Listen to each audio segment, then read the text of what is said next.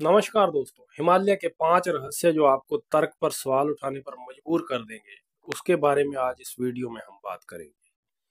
तो फटाफट आप चैनल को सब्सक्राइब करके वीडियो को लाइक कर दीजिए। विशाल हिमालय और उनका आकर्षण।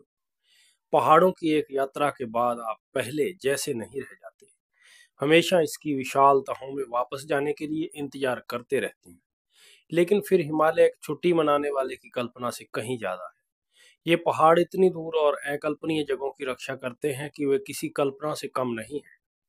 देवताओं का निवास माने जाने वाले हिमालय में भी मिथक और मान्यताएं हैं जो यति के अस्तित्व की तरह ही विचित्र हैं, जो विशाल का अर्ध मानव हिम मानव है। जबकि आप इस बारे में नहीं जानते होंगे, हमने आपकी जिज्ञासा को बढ़ाने के लिए हिमालय की तहों से 5 और रहस्यमय स्थानों पर ध्यान केंद्रित किया है। विशाल तिस्ता नदी का उद्गम। यह उच्च ऊंचाई वाली झील कंचनग्याओ पर्वत श्रृंखला के किनारे एक पठार पर स्थित है। किंवदंतियों के अनुसार यह क्षेत्र कभी सूखा हुआ करता था और झील पूरे साल जमी रहती थी। यदि आप अब झील पर जाते हैं तो सर्दियों में भी आपको एक छोटा सा स्थान मिलेगा जो बिना बर्फ के रहता है। इसके रहस्य के बारे में स्थानीय लोगों का मानना है कि बौद्ध गुरु पद्मसंभव, जो एक प्रसिद्ध तांत्रिक भी थे, उन्होंने इस स्थान को छुआ और आसपास के लोगों के लिए जीवन को आसान बनाने के लिए इसे बिना बर्फ के रहने का आशीर्वाद दिया। मानो या न मानो, आगंतुक के साथ साथ स्थानीय लोग भी कठोर सर्दियों में भी एक छोटे से बिना बर्फ के कोने के अस्तित्व की पुष्टि करते हैं। नंबर 2 पर आती है रूपकुंड झील।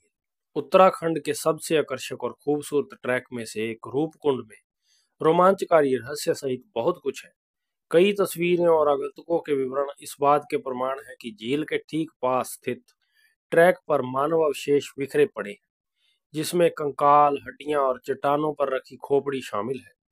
जबकि एक सिद्धांत कहता है कि ये कंकाल द्वितीय विश्व युद्ध के सैनिकों के हैं, जो ट्रैक पर रहते हुए भारी ओले की चपेट में आ गए थे। एक अन्य सिद्धांत कहता है कि ये एक राजा के परिवार के हैं, जिन्हें एक देवी ने इस तरह मरने का श्राप दिया था।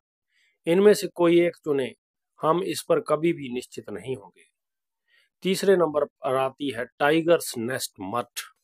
भूटान के हर यात्रा कार्यक्रम में एक अनिवार्य वस्तु खड़ी चट्टान के किनारे स्थित यह बौद्ध मठ अपनी कहानी बयां करता है। इस मठ के केंद्र में एक गुफा है और मान्यता है कि यहीं पर गुरु पद्मसंभव ने 3 साल, 3 महीने, 3 सप्ताह, 3 दिन और 3 घंटे तक ध्यान किया था। यहाँ इसकी स्थिति है। इस युग में भी चढ़ाई कठिन है। मान्यता के अनुसार गुरु पद्मसंभव तिब्बत से एक बाघिन की पीठ पर सवार होकर इस स्थान पर आए थे, इसलिए इसका नाम पड़ा था। इसके खतरनाक स्थान पर एक नजर डालने पर यह मान्यता सच भी लग रही है। मठ जैसा कि आज दिखता है, 1692 में ध्यान स्थल पर बनाया गया था, फिर भी यह एक उपलब्धि थी। नंबर 4 पर आता है गंगखर पुएनसुम। गंगखर पुएनसुम दुनिया के सबसे ऊंचे बिना चढ़े पहाड़ के रूप में प्रसिद्ध है। भूटान में स्थित इस पहाड़ को कई बार मापा गया है, फिर भी कोई भी आंकड़ा एक दूसरे से मेल नहीं खाता। हालांकि यह मानवीय शुद्धि हो सकती है, लेकिन यह तथ्य कि यह बिना चढ़े रहता है इसे और भी रहस्यमय बनाता है।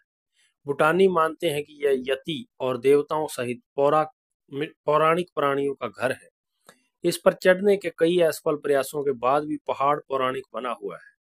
पहाड़ के सबसे करीब रहने वालों से अजीबोगरीब घटनाओं, अस्पष्टीकृत शोर, रहस्यमय रोशनी और भूत प्रेतों के मामले और विवरण सामने आते रहते हैं। नंबर 5 पर आता है ज्ञानगंज।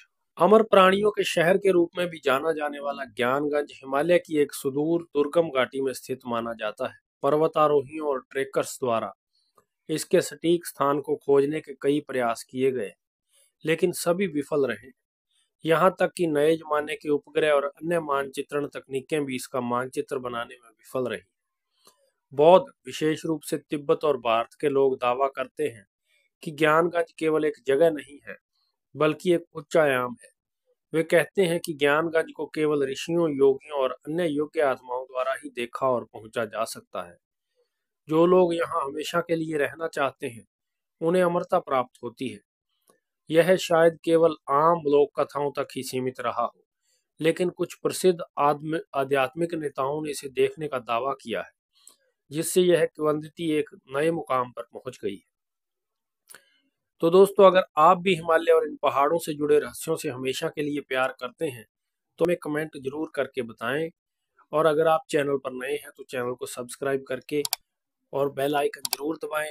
तो फिर मिलेंगे आपको एक नई वीडियो में एक नए टॉपिक के साथ। तब तक के लिए नमस्कार।